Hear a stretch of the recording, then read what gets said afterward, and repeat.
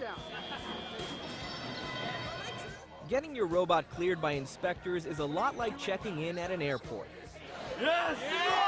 The robot must weigh in at less than 120 pounds. Okay, just go ahead and slide it in. And then fit within the specified dimensions of this metal frame. You guys are not going to make it inside the box with this stuff on the outside. Unfortunately for this team, that means trimming the edges on their robot to pass inspection. Each year, high school teams aiming to compete at FIRST Robotics work with mentors to design and build robots from circuits, gears, and elbow grease to perform the assigned challenge. Here at the Midwest Regional Competition, 52 teams from all over the country are making final adjustments to their robots before they put their engineering muscle to the test. Wild Stang is a team made up of students, teachers, and parents from Rolling Meadows, Wheeling, and Mount Prospect high schools, with mentors from Motorola. I like the competitive aspect, so it's nice to have the mix of the engineering and the competition here. This year's engineering challenge is called the Rebound Rumble, in which the robots must acquire and shoot mini basketballs for points. There's a variety of goals in this game. Some of the scoring takes place by shooting balls into these baskets, and each level of the basket has a different point value. WTTW engineer Al Skirkowitz has been involved with the competition for 17 years. This year he's serving as both lead inspector and electrical mentor for Wild Stang. Everyone competing here at the Midwest Regional had 6 weeks and 3 days to complete their basket shooting robots. Everyone got the same box of parts and had $3,500 to purchase additional parts to complete their robots before they faced off in the Rebound Rumble. But in the heat of competition, there are always last-minute details that can make or break a robot. Wild Stang team member Jackie Rohde shows us a list of items their automaton shooter still needs. This is actually the stuff we forgot. It's like packing and you forget your toothbrush. It happens. Luckily, one of the pillars of the competition is to promote cross-team alliances and cooperation, which is why you'll see more experienced teams reaching out to rookie teams to offer technical support.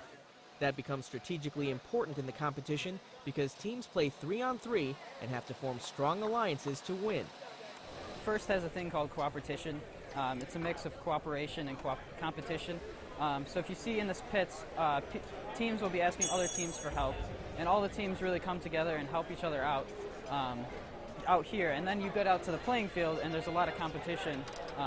You're really trying to beat the other team on the playing field, but you don't have to beat them back in the pits. The nice thing about this competition is we have a lot of rookies. This is their first year coming out.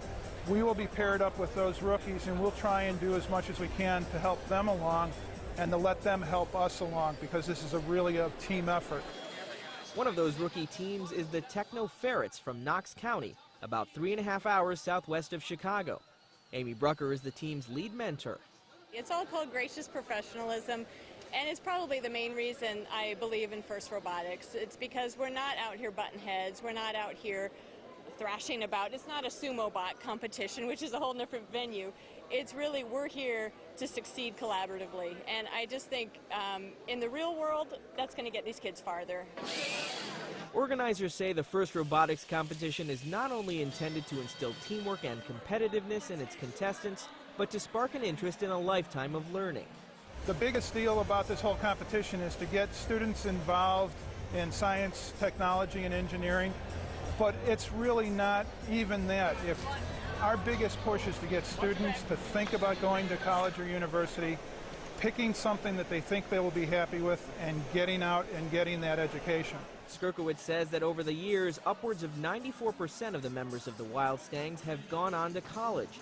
Jake Walklin plans on studying mechanical engineering. He's already gotten into Michigan Tech and MIT, and was one of 3 area high schoolers to be awarded a college scholarship from the Chicago Blackhawks Alumni Association this year. Send another one high. They're backing up to correct. Still a little bit high. Mentors here say the most important lesson of the competition is participation.